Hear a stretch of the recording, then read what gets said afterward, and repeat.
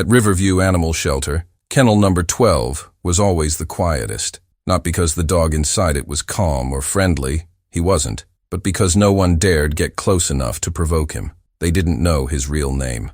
The intake tag just said, unknown male, medium large, extreme trauma. The volunteers called him Ash because his coat looked scorched, and his eyes held the weight of smoke that never cleared. He didn't bark, he didn't growl, but there was something about him that made people stop mid-step and slowly back away. He wouldn't eat while anyone watched. He wouldn't come forward for treats. When someone tried to slip a leash over his head, he let out one low, guttural noise. Not loud, not a threat, just enough to freeze the handler in place. After that, no one tried again. Ash wasn't dangerous because of what he did. He was dangerous because of what he had survived. Dr. Alara Monroe had seen her share of trauma cases, but this one unnerved her. Ash didn't act like a dog waiting to lash out. He acted like a creature who had been betrayed too many times to let the world in again. He stayed curled into the same corner of the kennel day after day, a statue made of fear. His ribs showed through his matted coat, and the burn scars on his hind leg told stories no one wanted to imagine. Alara made sure he got his medications. She adjusted his diet, changed his bedding, and sat near the gate sometimes with her laptop just to get him used to human presence. But after weeks, the distance between them never closed, until the boy came. His name was Milo, 5 years old, small for his age, with a mop of curly black hair and thin, nervous hands wrapped in gauze. His mother, June, had filled out the volunteer paperwork weeks earlier, but Alara hadn't expected them to actually come. Most parents were hesitant about bringing children into a place with unpredictable animals, but June had looked her in the eyes and said quietly, "He hasn't spoken since the fire, but when I showed him your adoption page," he pointed to one dog. Alara had leaned forward. "Which one?" "The one no one else will go near." They arrived on a Thursday morning. Milo clung to June's side as they walked past the lobby, past the noisy kennels where friendly dogs wagged and barked and pawed at the doors. But Milo didn't look at them. He didn't smile. He just kept walking until they reached kennel 12. Ash was already awake. As always, his eyes were locked on the floor. But the second Milo stepped in front of his gate, something shifted. The dog's ears twitched. His head lifted, just slightly, but enough for Alara to notice. June crouched beside her son. "We don't have to go any closer, sweetheart. Just wave if you want." But Milo didn't wave. He stepped forward, slowly, quietly, and sat down cross-legged in front of the kennel. His mother reached for him instinctively, but Alara shook, her head gently. "Let's see," she whispered. Ash didn't move at first. Then slowly, he raised his head, his gaze locking onto Milo. Not with suspicion, not with fear, with curiosity. No one said a word. The boy, still silent, reached into his coat pocket and pulled out a small hand-drawn picture. It showed a child sitting beside a dog under a tree. The figures were crude, stick limbs and wide open eyes, but unmistakable. He pressed the paper to the glass. Ash took a breath. Then he stood. Not a flinch, not a startled jolt. He stood slowly, deliberately, and walked to the edge of the kennel, each step slow and steady. When he reached the bars, he lowered his head and pressed his nose gently against the gate, just inches from the drawing in Milo's hand. June gasped. Alara nearly dropped her clipboard. Then, something even more extraordinary happened. Milo whispered, "Your name is Ember." It was the first word he had spoken in 4 months. Ash blinked, then sat. He didn't back away. He didn't cower. He just sat, head low, eyes soft and still. And for the first time since arriving, he looked ready. Not ready for a leash, not ready for a walk, ready for a name, and a boy who finally had the voice to give it to him. The staff didn't know what to say after Milo left the shelter that afternoon. The quietest child they'd ever met had walked up to the most unreachable dog they'd ever housed, and something had shifted.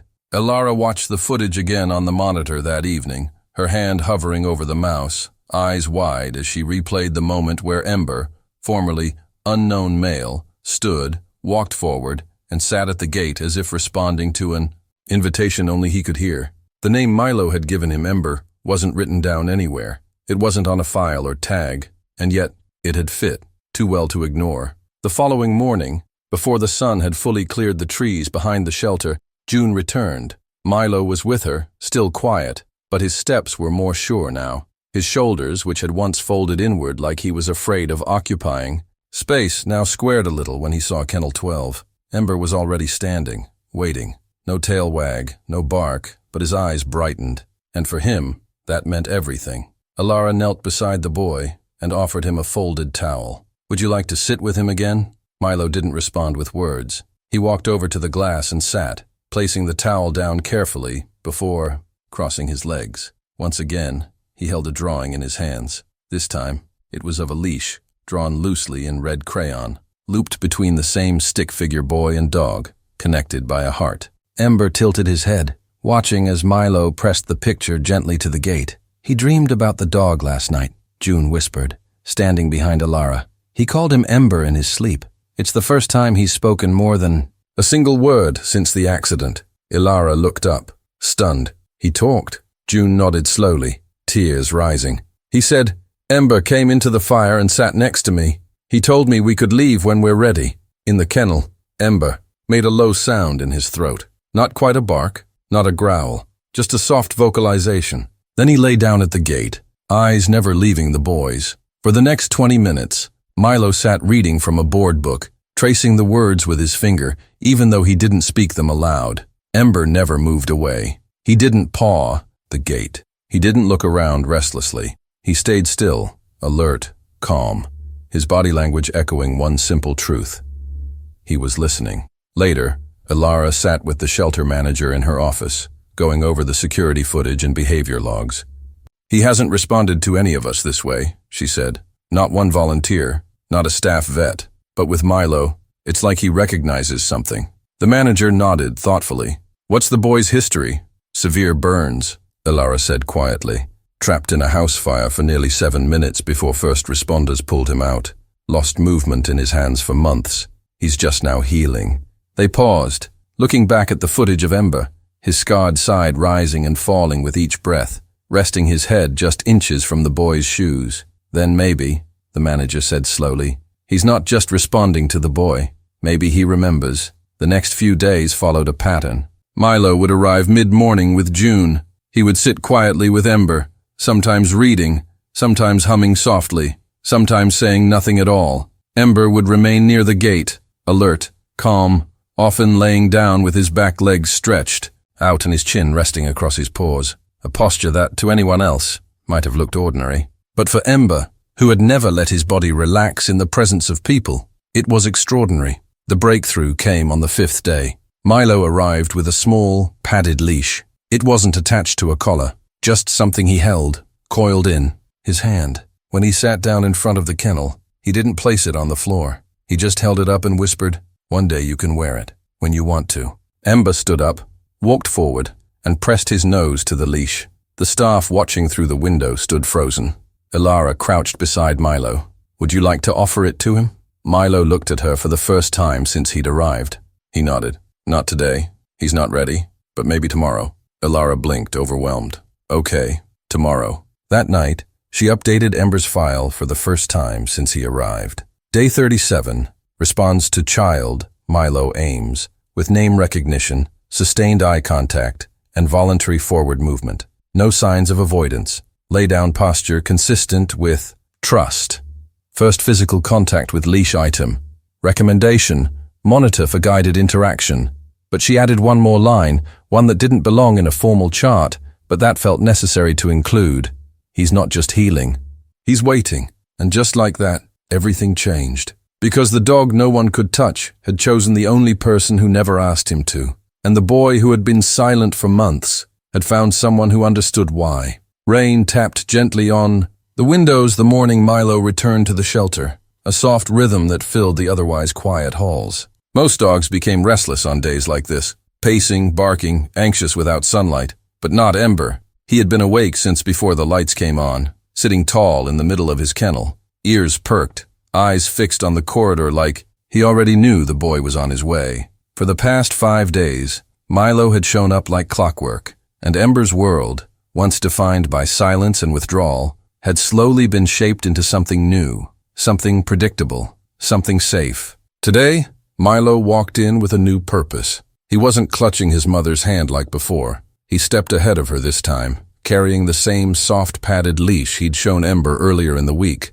It dangled from his hand like a ribbon of trust, and when Ember saw it, he stood, not nervously, not out of instinct, but calmly, and moved toward the gate with that same quiet precision the staff had come to recognize. No hesitation, no doubt. Alara had cleared the observation corridor. No, volunteers were allowed in the clinic wing. She knew something was about to happen, and she didn't want anything or anyone to disrupt it. The air felt charged, like everyone was holding their breath but didn't know why. She stood with June just beyond the gate, watching as Milo approached and, without needing to be asked, sat cross-legged on the mat they'd placed for him days earlier. "Good morning," Milo whispered, placing the leash gently on the floor. "I think you're ready now.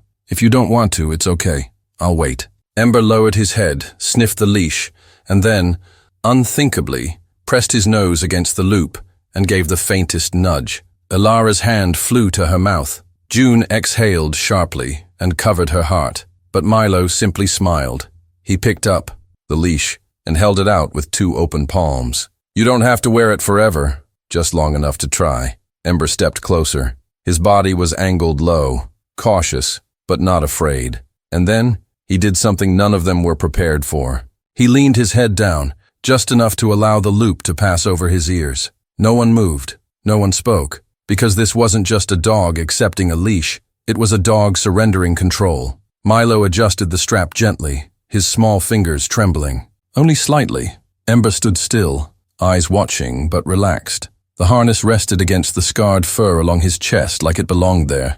Milo didn't tug, he didn't guide. He just let the loop hang loose between them and stood up. "Let's go sit in the sunshine," he said softly, and pointed toward the door. And Ember followed. It wasn't a walk, not exactly. It was more like a slow parade, one step at a time, each footfall deliberate. But he didn't resist. His tail didn't tuck. His ears stayed upright. As they exited into the side yard, the clouds overhead broke just enough for a warm stripe of sunlight to slip through. Ember blinked into it, paused, then stepped forward until the light hit his face. Milo sat down in the grass. Ember did too, without needing to be told. For the next 20 minutes, the boy and the dog sat together in the fresh, rain-dampened air. Alara, watching from the glass door, couldn't believe what she was seeing. A week ago, Ember wouldn't let anyone near, him without shutting down completely. Now, he was lying beside a 5-year-old, eyes half closed, his head resting against the boy's shoe.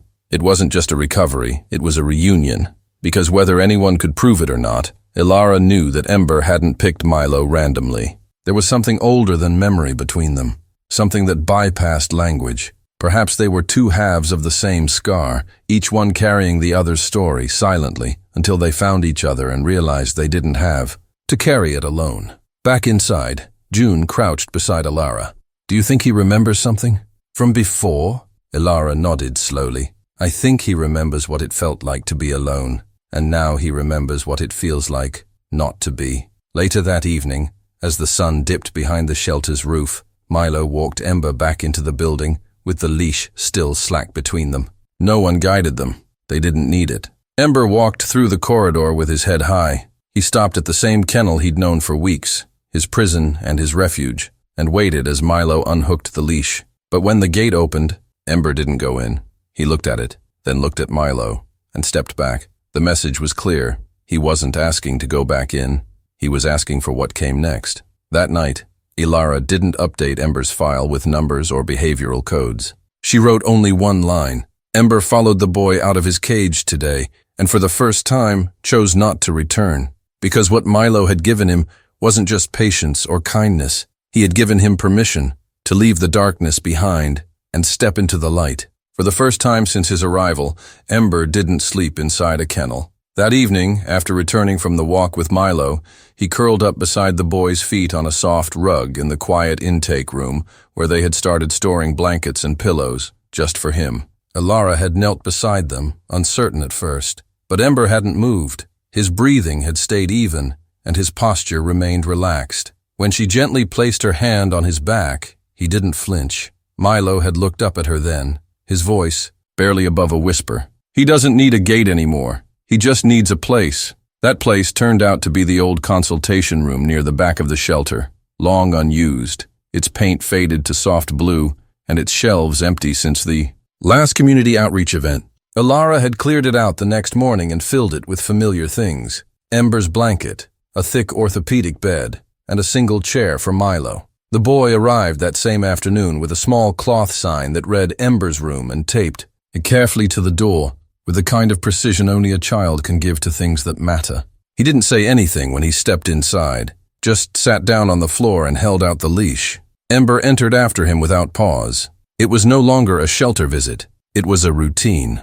Over the next 3 days, they stayed in that room for hours. Milo would talk sometimes, about dreams or drawings, or about what he remembered from before the fire, his voice halting but steady. Ember listened with an alert calm, occasionally resting his head against the boy's leg or reaching out one paw toward whatever picture Milo was sketching. He never left Milo's side, not once. The staff observed this from the hallway, never entering, never interrupting. To them, the room had become sacred. Then came the day no one expected. June entered the shelter late one afternoon, her eyes wide with worry. Something happened, she told Alara. Last night, Milo had a nightmare. It was bad. He hasn't had one in weeks. But this time when I got to his room, he was already calming down. He was whispering to someone. Who? Alara asked. June's eyes filled. To Ember, but Ember wasn't there. That evening, Alara walked back to Ember's room after closing hours. The door was ajar. Inside, Milo was asleep on a cot someone had set up near the wall. Ember lay pressed against it, one paw draped over the boy's chest. The lamp glowed dimly above them, casting a halo of warmth around their forms. Alara didn't enter. She stood quietly, absorbing the moment, and realized that whatever had happened between the two of them was no longer simply connection. It was healing, but not just for Ember, for Milo too. That realization shifted something within the shelter. The staff started talking about next steps, not as a hypothetical, but as a certainty. For the first time, the word adoption didn't sound premature. It sounded overdue. Still, Alara wanted to be sure. The next morning, she invited Milo and June to her office. She crouched to Milo's level and asked gently, "Would you want Ember to come home with you? Not just for visits, for real." Milo looked at her, and for the first time she saw a flicker of emotion he rarely showed. Certainty. "He already lives with me," he said softly. "He just hasn't packed yet." Alara smiled. "Then let's help him pack." The following days moved quickly. The shelter board approved the adoption without hesitation. The behavior specialist signed off on Ember's evaluation with a full emotional support animal recommendation. June coordinated with their pediatric team, who had already noticed marked emotional improvement in Milo's recovery. Everything aligned so smoothly. It felt like it had always been meant to unfold this way. And then, the final piece arrived. A letter, left anonymously in the overnight donation bin. Handwritten, folded once. It read, "I was the firefighter who carried the boy out. We found a dog near the back hallway, hiding behind a fallen beam. Burned, limping. He wouldn't let us touch him, but he didn't run. I think he stayed behind for the boy. I saw them look at each other before we pulled the child out. I didn't know if the dog survived. I prayed he did. If that's the same dog, then maybe this was never coincidence.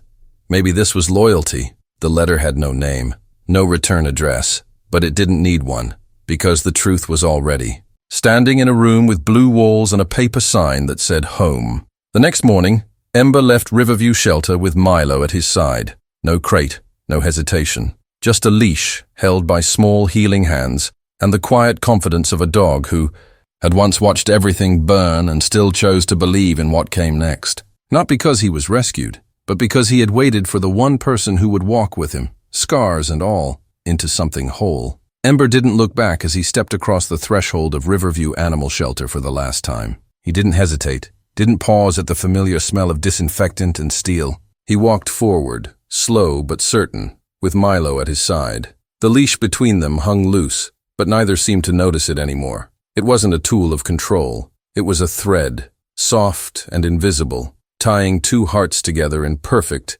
silence. And in that silence, there was peace. Outside, the late spring sun stretched long golden arms across the sidewalk. Alara, Helen, and most of the staff stood quietly on the front steps. No one clapped. No one cheered. They didn't need to. This wasn't a victory. It was something deeper, an ending so gentle it could only belong to something that had once been broken, and then, impossibly, put back together again. June opened the back door of her car and helped Milo in. The boy climbed up, buckled himself, then patted the seat beside him. Ember leapt up without prompting and curled into a tight half-moon beside him. Milo placed his hand on Ember's back and leaned in, forehead against fur. He didn't say anything. He didn't need to.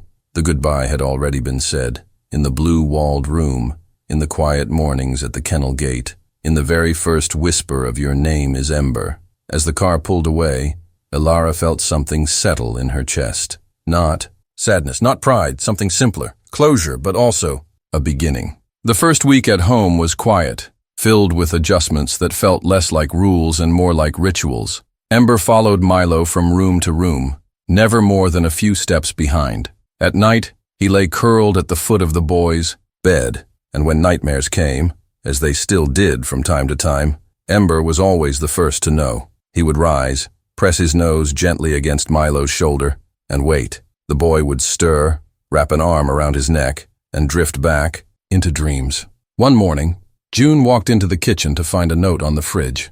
It was written in Milo's handwriting, slightly crooked with some letters backwards, but it was clear. Ember helped me sleep. He said I didn't have to be afraid today. June had stood there for a long time, hand on her heart. The letter from the firefighter had been framed and placed near the front door, next to a photo of Ember and Milo taken during their first walk in the backyard. Every time visitors asked about the dog with the fire-scarred coat and the solemn amber eyes, June would gesture toward the frame and say softly, "He wasn't supposed to survive, but he stayed for Milo," and that changed everything. Soon, Ember became more than just a companion. He became a guardian, a quiet presence that walked Milo to therapy appointments and back, that sat beside him during long drives when the boy's hands trembled from anxiety. He became a living reassurance, proof that scars didn't mean endings. They just meant you made it through. By the end of the summer, Milo had started speaking more, not just in soft whispers but in complete thoughts. He laughed more easily. Now, he played outside with Ember, tossing small fabric rings across the grass, always gentle, always mindful of the older dog's pace. Ember didn't chase them with the speed of a puppy, but he went after each one with care, bringing them back slowly, placing them at Milo's feet like offerings. The leash, once a constant, was eventually replaced with trust. When Ember walked, beside Milo now, it was with no restraints, just presence, just choice. On Ember's adoption anniversary, June baked a cake, half vanilla, half peanut butter dog biscuits, and invited the Riverview staff for a small gathering in their backyard. Helen brought a framed certificate that read, "Certified Emotional Support Animal, Ember Monroe, Guardian of Milo Ames." Elara handed Milo a small box. Inside was Ember's original shelter tag, still scratched, still worn. Milo held it gently in his hand, then looked up. "He's not a shelter dog anymore," he said, "but I'll keep this so he remembers how strong he was." Elara knelt beside him. "He wasn't just strong, Milo. He was waiting. For you." Later that evening, as the guests left and the sun dipped low behind the fence, Milo sat with Ember beneath the oak tree they had planted that spring. The boy leaned into him, eyes half closed, and whispered something only the wind could carry. "You didn't find me. I found you, because I needed someone who understood what it felt like to walk through fire and still want to love again." Ember lifted his head and nudged Milo's cheek, and that was it. No dramatic ending. No final twist, just a boy and a dog, both carrying the same quiet truth. That healing doesn't arrive all at once. It walks in slowly, on soft paws and silent feet, and sometimes it waits in a kennel until the right voice says your name. Not to claim you, but to remind you, you were never meant to be forgotten.